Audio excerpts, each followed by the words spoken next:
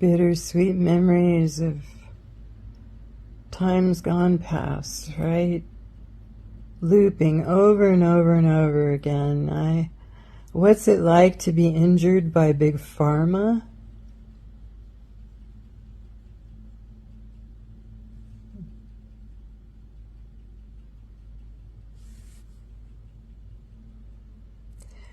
When you get injured by Big Pharma, it doesn't just injure you physically, it injures you to your soul. So many of us lose everything, everyone we ever knew, everyone we ever loved. They run away out of fear, out of ignorance, out of programming. We go to a doctor, he gives us a medication, and we have an adverse reaction. And instead of helping us and recognizing what's happening, we become villainized. People are told we're crazy, we need to be institutionalized. And then they add more drugs, the drugs that did this to you in the first place, and make it even worse, right? Yeah.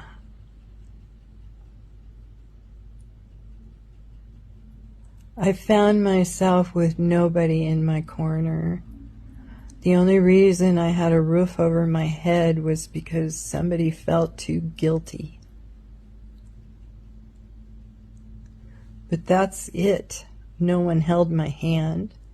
No one helped me to the restroom. Nobody helped me eat. Nobody helped me buy the proper food. I had to eat what was available, and nobody was here. I couldn't get anything delivered. The only thing I could get delivered at the time was pizza. There were no online doctors. There was no, grocery delivery. Amazon didn't even deliver like it does now. I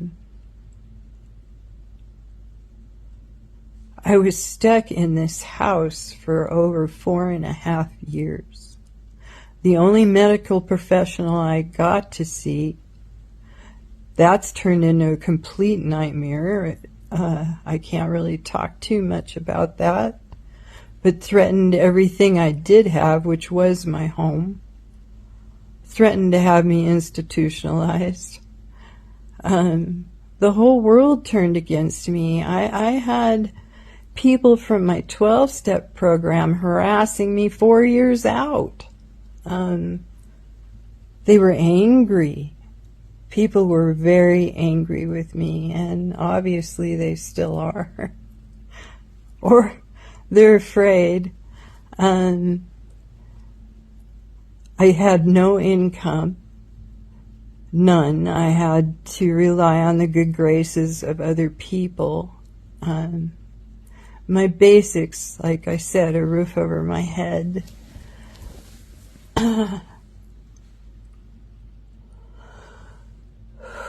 Thank God for that.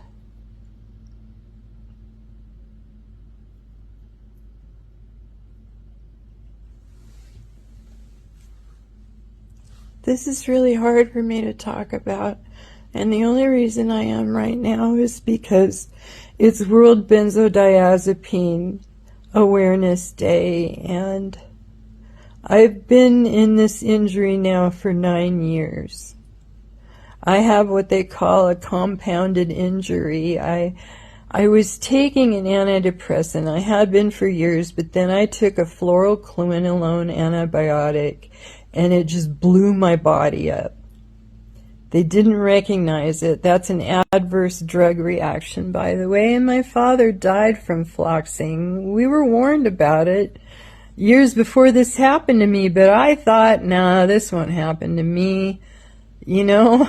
I didn't give it another thought. I went ahead and took the stuff. So anyway, they didn't recognize that. Everybody thought I was crazy. I started to think I was crazy. Until the pain started. My body started screaming at me. I wound up in a mental hospital for 2 weeks. And when I left that place, I was so polydrugged I couldn't even tell you my name. And that's when they introduced the benzodiazepines. Oh my God.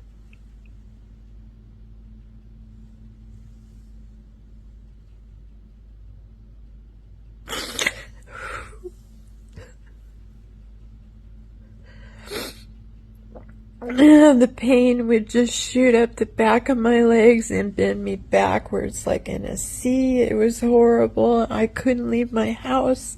I was terrified.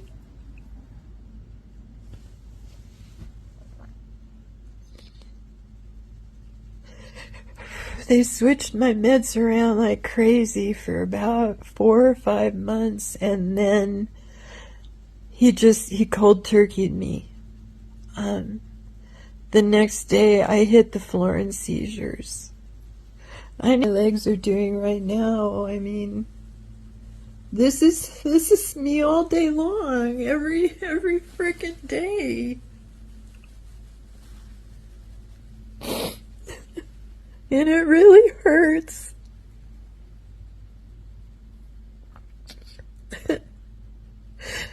So your world becomes really, really small, and you're desperate. You like, your lifelines have all been taken away, and it's almost as if, like, if I had disappeared, nobody would have come to look for me.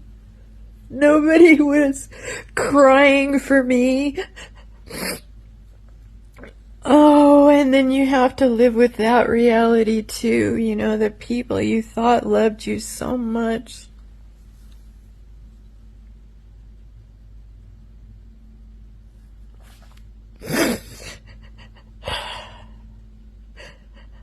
I think in my case, they just became afraid of me, and yeah. I wasn't threatening. I was just very different. Very different.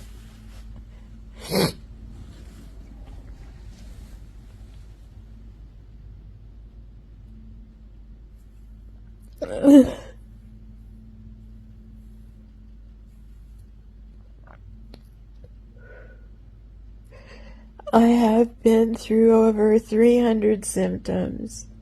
Right now, currently, I'm sitting at about 25.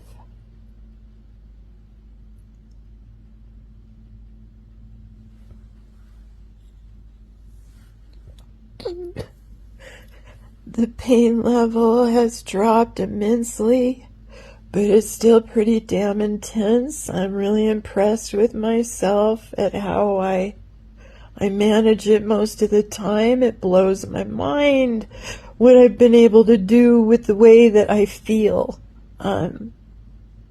People are clueless, and that blows my mind too, because if I had felt this before, I'd have been running to the hospital. I'd have called an ambulance. I'd have been screaming for help.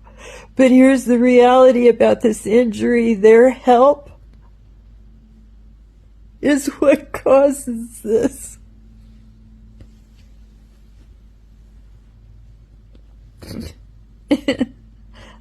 I can't play with the doctors. I can't be hauled off in an ambulance because their standard care is very dangerous for someone like me. I can't take pharmaceuticals. I take a thyroid medication. That's it. Everything I have now has to be clean. It has to be organic. I have to beware of chemicals.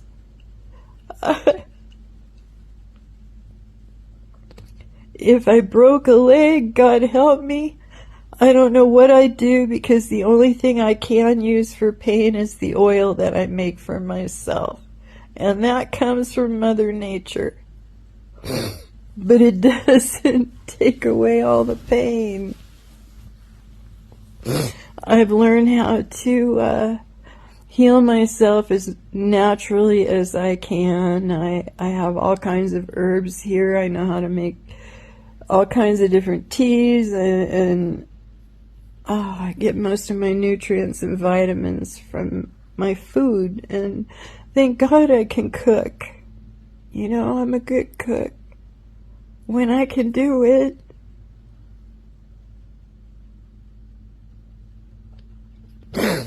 it just took everything I had to make a dang sandwich for him for tomorrow. I'm so uncomfortable.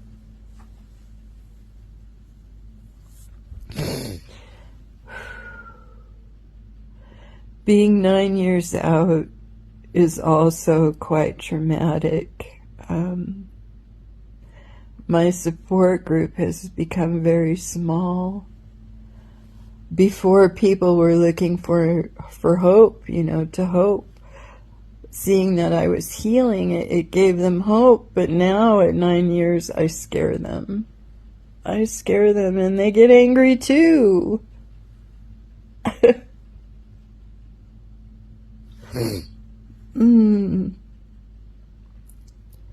It's the 4th of July.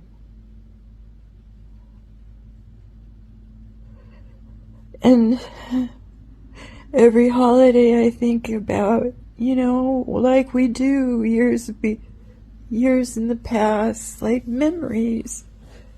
That's why we live. We live for memories. We live to create them. So, yes, of course we want to visit them, but mine are just all so painful now.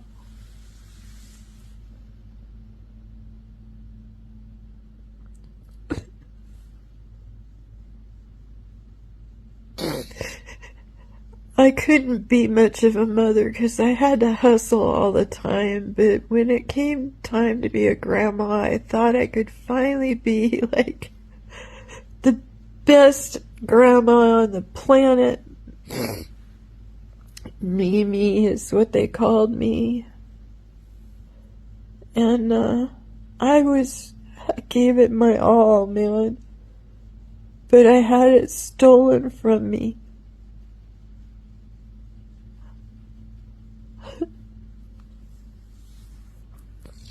And I can't believe this is my story. My story is so tragic, but then it's not.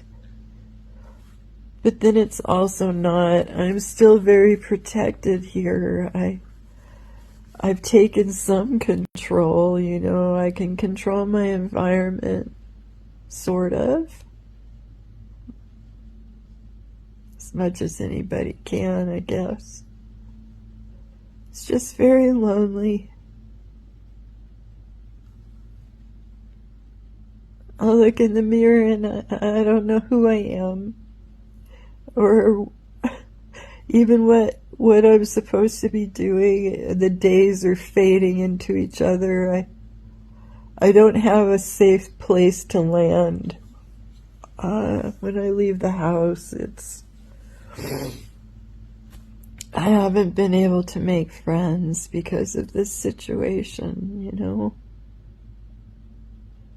And I'm 64. How many 64-year-old women do you know with no friends? When you tell someone that, when they realize your life and how you're living, I don't know, nobody has the time anymore just to hang out. Everybody has all these boundaries over what you can talk about and what you can say and how you should behave and how you should act and what you should take and who you should listen to and who you should be. That's how I got into this situation. I never fit in this world. I always felt like the oddball out, but I always felt welcome.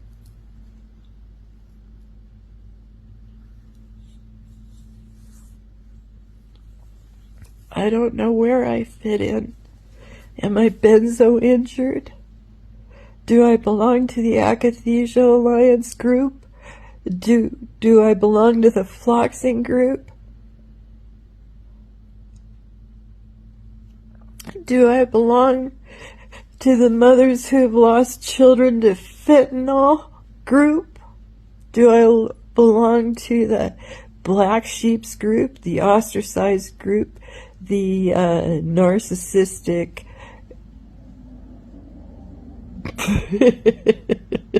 watch what I say group?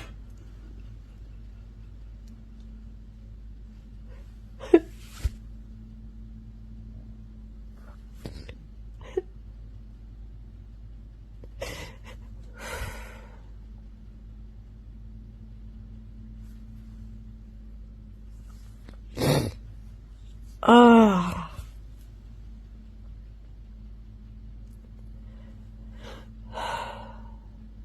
So what's life like when you've been injured by Big Pharma?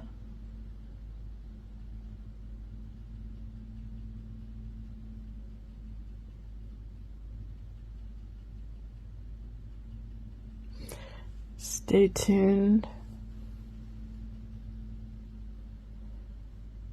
I'm still trying to figure it out. Happy 4th of July. May you get your freedom. May that window open forever. May you experience forever windows and never look back. Love you.